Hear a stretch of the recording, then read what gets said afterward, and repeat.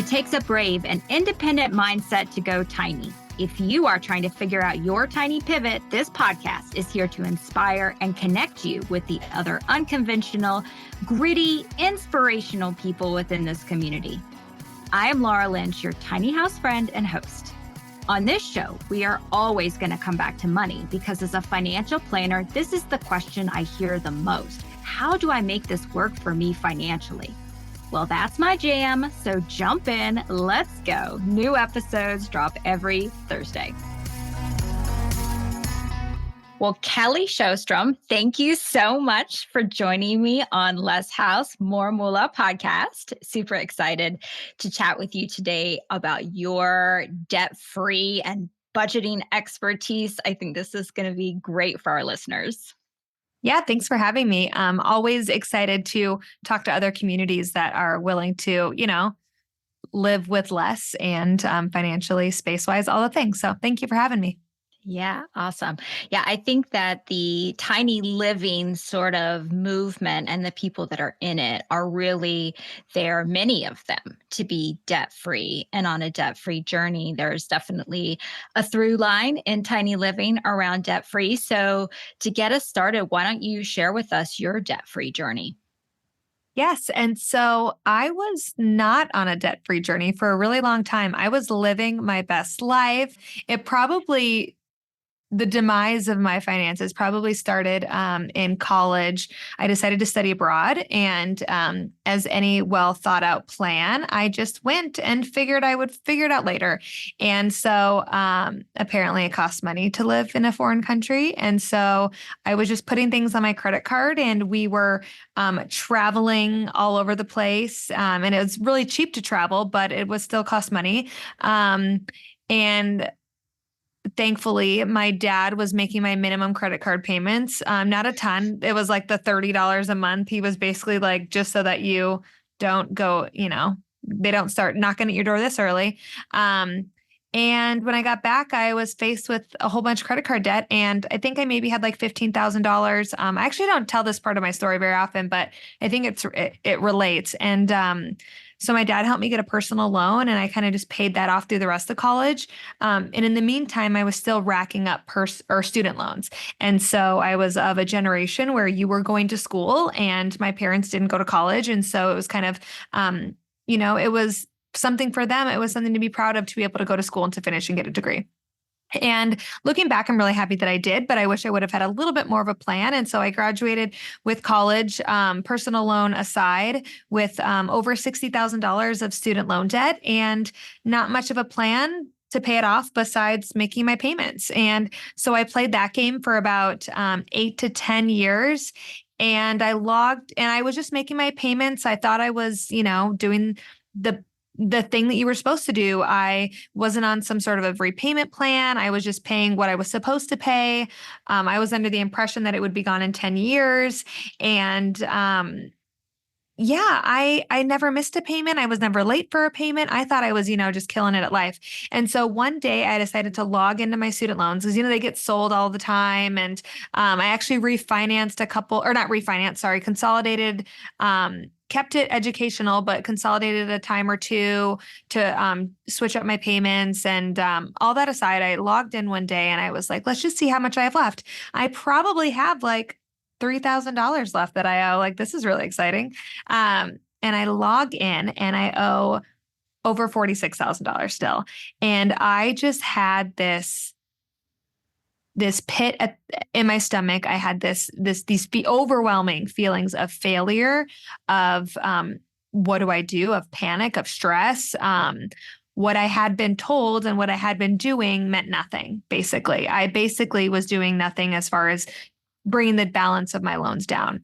And so that's when I kind of had this wake up call. I think we talk about everybody has their moment of hitting rock bottom, and it's lower for some people than others. And luckily mine wasn't that low, relatively speaking. But it was enough to make me wake up and to make me say, I want something better, because up until that point, those 8 to 10 years that I was paying off my student loans, I was also that person that was complaining because I had to have a second job and it must be nice to make that much money, or it must be nice for your parents to pay for your school, right? I was having this little pity party for myself but in the back of my mind thinking, yeah, but I'm doing this on my own and I'm figuring it out. Come to find out, I wasn't really doing much of it. And so that's where I was like, I need to get on a plan. And so from there, I actually found Dave Ramsey, as I think a lot of people do, found him online, figured out that he was a personality and he, if anything, got people motivated. I quickly found out that I couldn't follow his plan.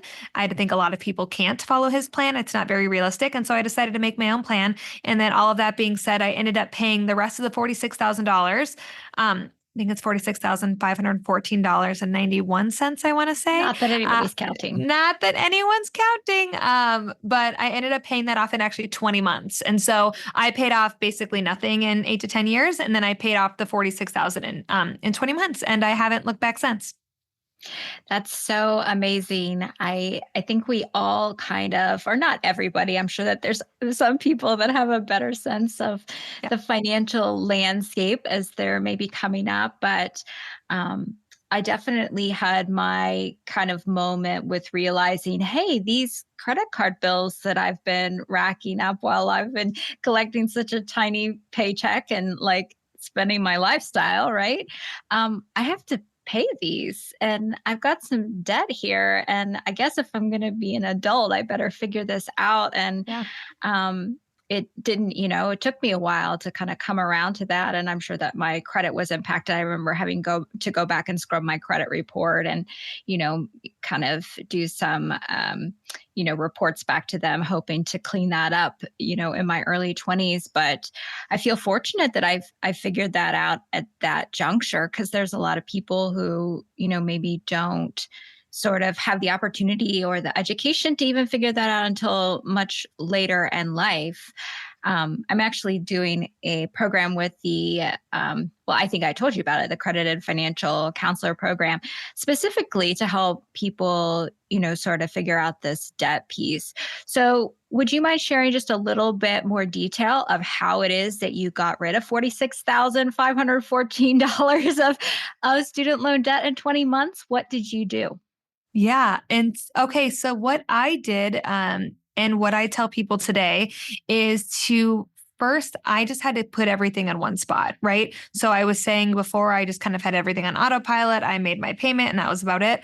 But I didn't have any information as far as what my principal was, what my interest rate was, what my monthly payment was. So first, what I did and what I suggest people do is just to get all of that information from all of your debts and put it into one spot. So whether it's in a notebook or an Excel sheet, or you have an app that can help you track things. Debt Payoff Planner is one that I talk about all the time. It's free.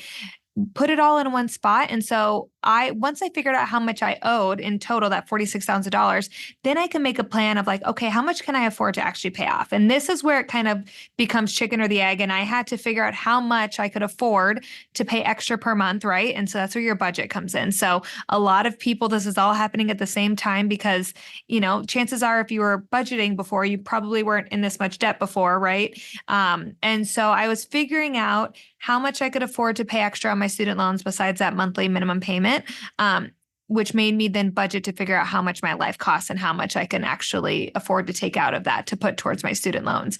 And then from there, you just have to commit. So when I first started, I think I made it, I wish I would have wrote it down. I think I made a commitment to myself that I was going to pay like $50 extra a month or 100 extra. It was a tiny number, $100 extra a month, because at the time, remember, I was that woe is me person that, must be nice. I can't afford this. I'm already working 2 jobs.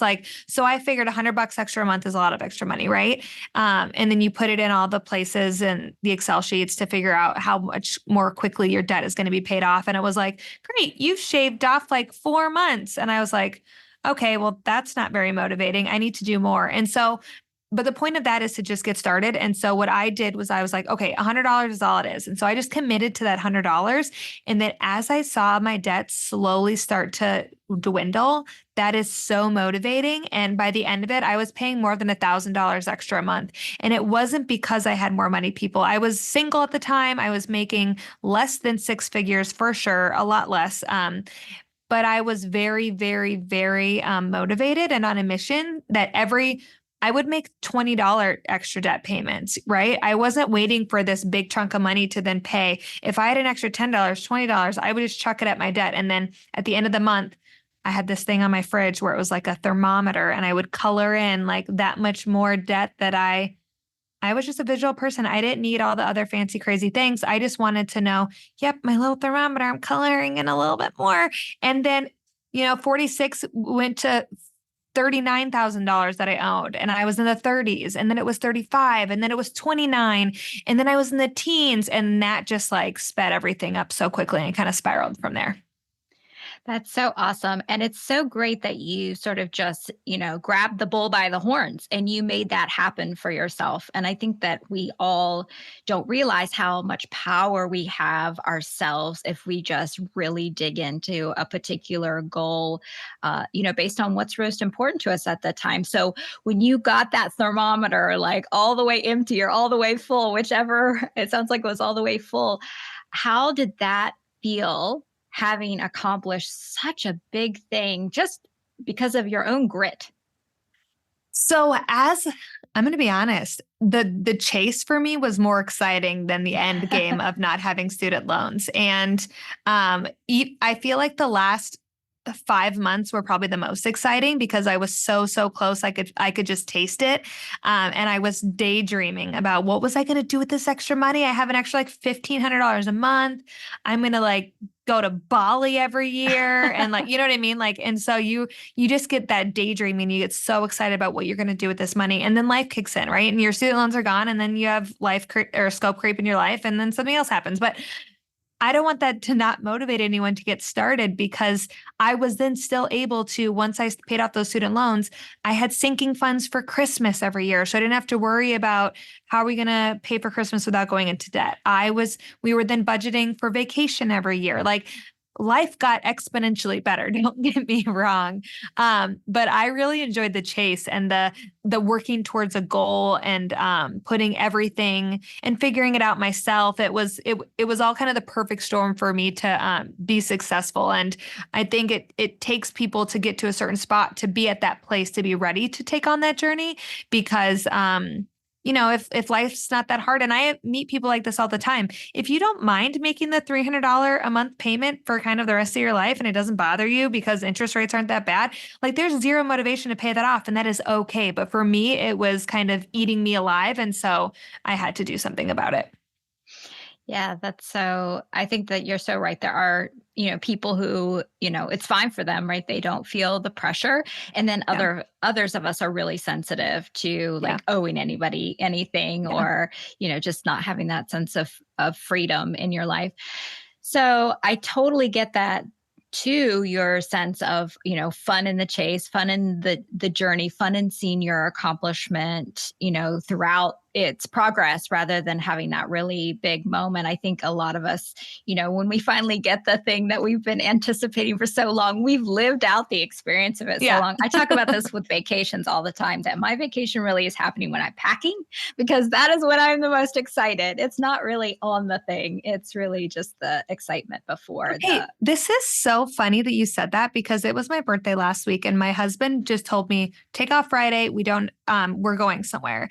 And I kept reminding myself all week, Kelly, live in the moment, because this is not the most exciting part. This is going to sound really, really bad, but like that excitement, that joy, that chase. And then I was like, because then the weekend's going to go by fast. Like whatever he's going to have planned is going to be great and wonderful, but it's going to go by so quick. And then it's going to be Monday again, right? And so like really like, it's funny because I've never talked to anybody about that, but it is so true. Sometimes the building up of it is, that's sometimes the moment that you have to really sit back and enjoy, because it's as exciting sometimes as the actual thing. Yes. Yes. I have enjoyed so much my tiny transition and the excitement of the progress on that goal. And so I'm already working on what comes after that, because I know that the actual moment at which I am like, in the tiny house and we've moved completed in our, 20-month of progression there, I'll be like, okay, this is great. What's next? Here we are. So now what? Yeah. So funny. So how has curious, maybe not the student loan debt so much, but just your experience with yourself and others when it comes to debt largely sort of shaped your view on consumerism and how you interact with your, purchasing life in your post debt free days. Yeah, so I think I've always been somewhat of a minimalist. I'm definitely not a minimalist. If you can see my house right now, it's also a disaster zone of just, our world and buying things. But I grew up, my dad was in the military, and so we were moving every 3 years. And so my parents were throwing my stuff away every 3 years. And so you learn to not be very attached to it. And then when my husband and I moved a few years ago, and our house is about half the size that it was in Minneapolis. Right now we're about 750 square feet. And it was intentional, not because our stuff could necessarily easily fit in a small house. We didn't have that much stuff to begin with, but we still are kind of cramped. But we wanted to force ourselves that our house, this space isn't our priority, right? It forces you to, when you buy a new shirt, 2 shirts got to go kind of a situation, because that's how we bring joy into our lives. It's not the stuff. And I think when you live in a bigger house, when you have more disposable income, it's really easy to fall victim, for lack of a better word, to that consumerism. And it's just nothing that was really important in our lives. And I talk about it all the time with clients. When you're trying to get on a budget, when you're trying to pay off debt, not buying things is a really easy way to do it. And so it becomes easier for some people than others. But there's always an area in your life where you could buy less, right? So maybe clothing is your thing and you love clothing and you can't imagine not buying something every week or whatever it is. But think about the areas that aren't that important in your life, and then let's reduce spending because we want to make sure everything that's coming into the house brings value. And here, it's a simple fact in the States that it's easily not the case. Yeah, for sure. There is industries, huge ones, that are working very hard to convince us to spend our hard-earned dollars all the time. And it takes a little bit of stubbornness to not sort of, just do what everybody's telling you to do all the time. I mean, we're just inundated with opportunities to let our money just flow right out of our bank accounts. I mean, trillions and trillions of dollars, and people that study and researchers that their whole job is to get you to buy something, right? So they're darn good at it. So don't feel bad if you are, if you are impulse shopping, if you are buying that thing at the Target checkout line, it is designed to be there because they know somebody is going to pick it up, right? But it's about being, and this is like the word that I use all the time, intentional with your spending, intentional with your shopping, intentional with what you value spending money on in general, and really, really working hard every single day. It's going to be an uphill race sometimes, but working hard every single day to try to only spend money on things that truly bring value into your life. And in order to know what that is, you have to do a little bit of daydream, a little bit of planning with anyone that you share money with, anyone in your house, of what do we value and what do we want to spend our money on, because it can't be everything. We don't have unlimited income, unfortunately. Sorry for the manifesting financial coaches out there. But, we do have a finite amount. And so we have to make sure that we steward it to go towards what we want it to. And so there was a period of time where mine was going towards paying off debt. And now it is about experiences. And for you, it's about your tiny home. And everyone should just ask that question and figure out what it is for them. Yeah, awesome. So I would imagine if you could pick up one of those books that they had when we were kids where there was like 2 alternate endings, right? Yeah. And imagine your life if you had never had that sort of epiphany moment. Like your life would be so different today. How do you think that debt-free journey has just sort of shifted the whole trajectory of your life? So it's actually interesting when you were talking about dual like endings, my brain immediately went to like, ooh, what if I didn't have student loans? Like that would have been great. Like that would have been a wonderful alternative ending. But I know people that didn't have student loans, and it just, if anything, took them longer to figure out the life lesson. And so I don't regret what happened. I wish it would have happened sooner, my little aha moment. But how it shaped me today, it's just about being intentional. I mean, we did just take out a HELOC loan to pay for a kitchen remodel, but it's about being intentional, right? We purposefully took out the loan. We saved a lot of money. We have half of it paid off in cash. We have a plan to pay off the rest of it.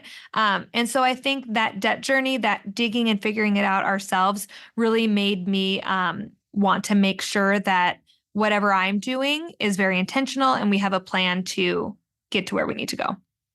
And what about the financial confidence that you built in yourself, your ability to tackle that? That's probably just made you so much more confident with all the money decisions that you make in your life.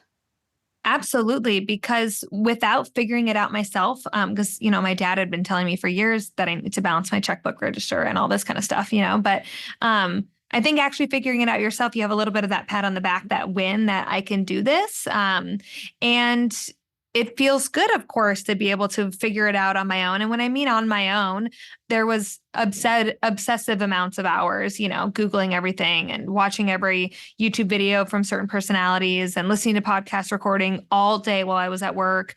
But there's a lot of effort that went into it, but that was my kind of personality. And so I think it was exactly what my personality needed at the time and how I thrive.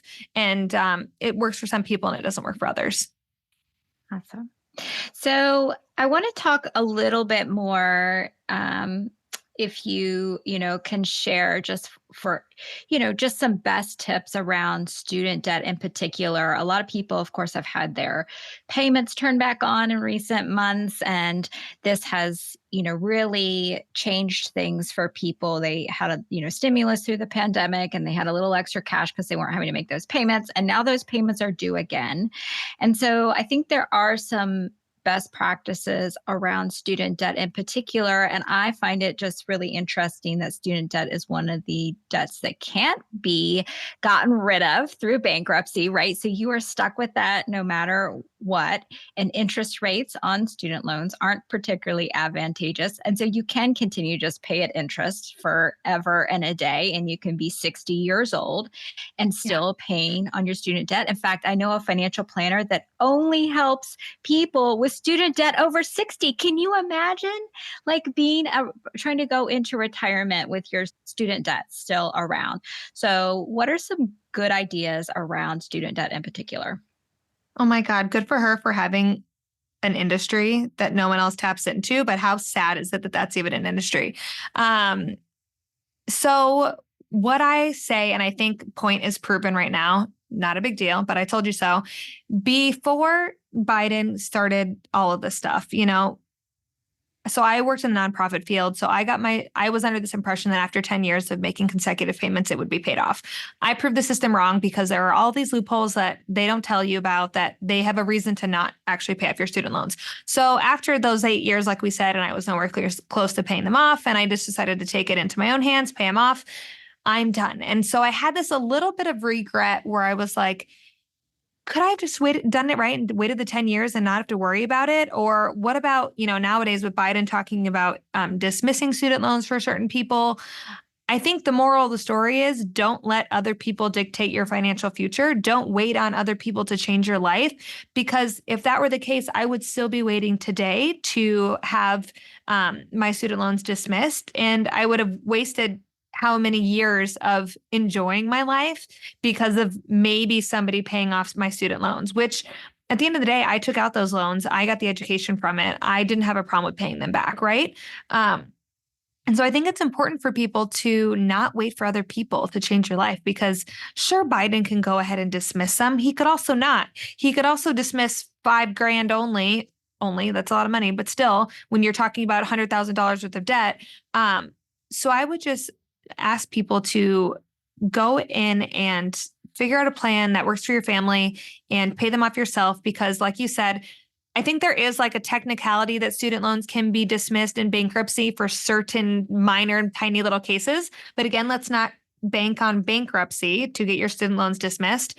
And I think also just don't necessarily talk to the student loan people because, they have their own agenda, but really do some research about your specific student loans. Are you on a repayment plan that is going to ex-nay you from future benefits somehow?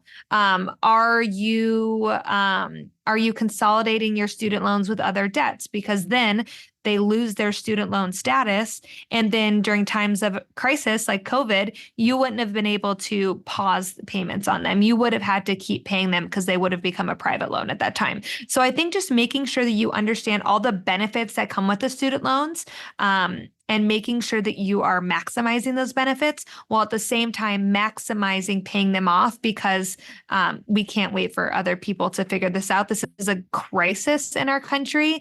And I don't think the universities are going to just start, reversing fees or lowering tuition overnight. And so, yeah, you really just have to do something about it yourself. There is, so much student loan debt in this country that there would be a lot of loss of income, interest income, right? For a lot of, the government and for everybody else that has the non-governmental loans. Mm-hmm. So to expect all of those folks to sort of say, we don't need that revenue anymore, I think You're good. Yeah. is a little unrealistic. So take control of your life and your finances, and if you can get it gone, and then you can move on with your life and you can focus on other things you want to do instead of letting that hang over your head all the time. Exactly.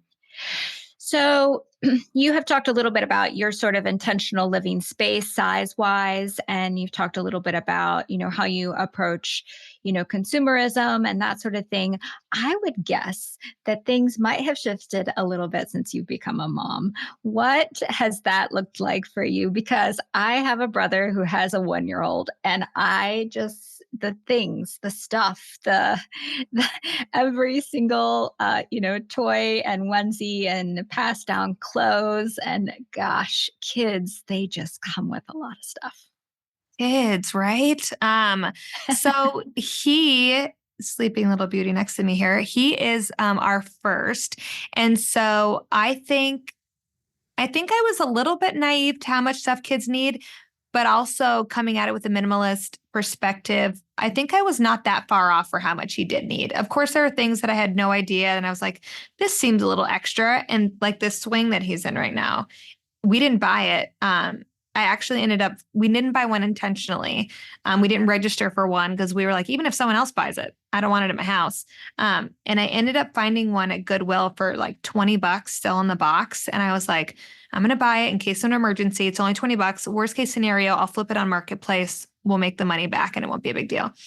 Homeboy lives in this thing, and it's not like he's not swinging all day. I promise you, I'm a better parent than that. He's usually in daycare. But if he needs to sleep near us and he's a little sassy, like this is where he goes and he loves it. And so the point of that story was there are so many things that I didn't realize I needed.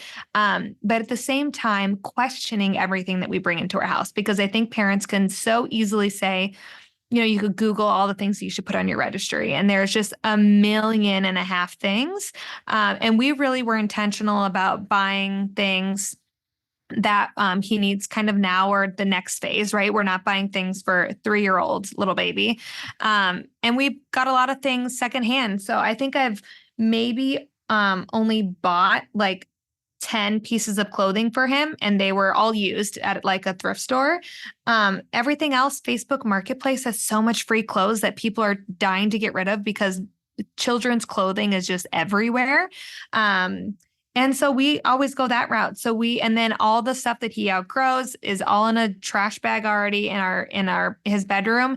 And I already know the girlfriend that is going to take it because she's pregnant and she needs the next thing. So we do a lot of thrifting. We do a lot of, can this work instead of this type stuff? And again, it's about being intentional. That word is so good. I'm going to need a tattoo of it one of these days. Intentional about what you bring into your house. Because if it's just going to solve a problem for, a couple weeks or even a month, I don't know that it's worth it. Unless you can then flip it and sell it again. I'm always for that. That is definitely a side hustle that we do quite a bit. And I encourage others to as well. Awesome. So I would imagine that those kids things are really expensive too. And you've done a great job of kind of looking for alternative sources. And so when you're talking to other clients that have young families, what are some other tips that you're giving them to kind of deal with, hey, I want to continue to live within my budget, and yet at the same time, my family is growing, and just the basics, right? Formula and diapers, super expensive. And sounds like little man's waking up. He might be. And, just all the stuff. It's so expensive and costs are rising right now. So, how have you overcome sort of inflation and how are you talking to others about it? So basically, we have to understand that life costs X amount of money, whether we have income to pay for it or not, right? Whether it's going to be formula, diapers, whatever the case. But you have to make sure you have your budget, and you have to make sure, as life happens with a new baby, especially, that you potentially have to give up some other things, even if it's just temporarily, right? And so working with families to figure out how much are these things going to cost. We call them mini budgets. So mini budgets, they are when you can have a budget specifically for one part of your budget. And so a mini budget for kids, for example. So you just sit and break down, what is everything I need for my kid? Do we need formula? Do we need diapers? Do we need clothing? And then we really have to just make sure we put that amount of money inside of our budget, and all of it rolls into our income that we have, because again, our income is only a certain amount of money, right? And so just working with families to understand those true expenses, because we can't just pretend like, we don't buy formula that often because the wife is pumping, or we probably don't need to buy clothes for a long time. Like, really being realistic about what you have and what you need. So that's the first tip that I would do with families. And then, you might have to pick up a side hustle. You might have to just understand that other things are just going to be foregone for a little bit. But he becomes your kind of priority for a little bit. And so we're not going on extravagant vacations right now. And so we can save a little bit less in vacation. So it's a little bit of a give and take from other categories. Yeah, so good. Well, I won't keep you because it looks like that you're going to have some demands on your attention. But before we go, Kelly, make sure that you share with listeners where they can find you if they are needing support in the budget world and trying to figure this out for themselves and starting on a debt-free journey. Absolutely. So kellysjostrom.com, SJOSTROM, at Kelly Sjostrom on Instagram. But .com, you can find links to podcasts, I have a freebie library. And so that is, you just get access to all the free tools all at one spot. And from there, I would start the 90-day expense tracker. It's a free tool that I have that I created from working with clients, actually. And it helps you identify where your spending is actually going. And so a lot of the time when I work with clients and they're like, I don't spend that much going out to eat at restaurants. And then we actually do the exercise and they're like, whoa. And so by actually figuring out where your money is going, those are easy places to identify. This is the money that's been going towards paying off debt, or this is the money that I can use to now pay for this baby that we have coming. So, kellysjostrom.com, free tools, podcast, resources. There's so much to get started. I think the point is to just go ahead and get started, because we can come up with a million reasons to put it off just one more year, right? Yeah, for sure. Well, Kelly, thank you so much for joining me today and for talking about your debt-free journey and about your budgeting tools and the work that you do with clients. We hope you and little man have a really good evening. Thank you so much. Bye. Bye. Hey, I'm honored that you listened to this episode of Less House, More Moolah. I hope something in it will help you continue to move toward a life aligned with your values. Every algorithm out there is trying to tell us what to prioritize, but we get to choose. If you haven't ever identified your key values, I have a free resource on my website to help you. Just have to go to thetinyhouseadvisor.com. It's thetinyhouseadvisor.com. At the bottom of the page, you can grab the Tiny Life Values Worksheet. When we design a life around what is our core truth, we shortcut to deep fulfillment. See you next Thursday. Please see the show notes for important disclosure regarding the Tiny House Advisor LLC and this episode.